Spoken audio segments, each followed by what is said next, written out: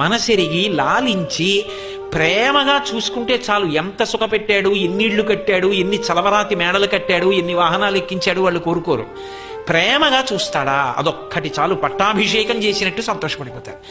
ప్రేమగా పలకరిస్తే, ప్రేమగా పెట్టింది తింటే, ప్రేమతో పక్కన కూర్చుంటే, అనునయంతో మాట్లాడితే మా జీవితం సార్థక్యం అనుకుంటారు.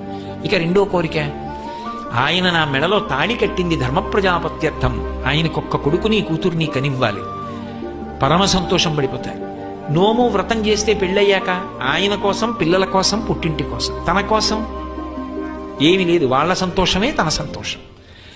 తర్వాత ఓ 60 ఏళ్ళో 70 ఏళ్ళో వచ్చేసాయి అనుకోండి, ఏమమ్మా ఏం కావాలి అన్నారనుకోండి, నమస్కారం పెట్టినప్పుడు ఎవరైనా అడిగేది ఏమిటో తెలుసా?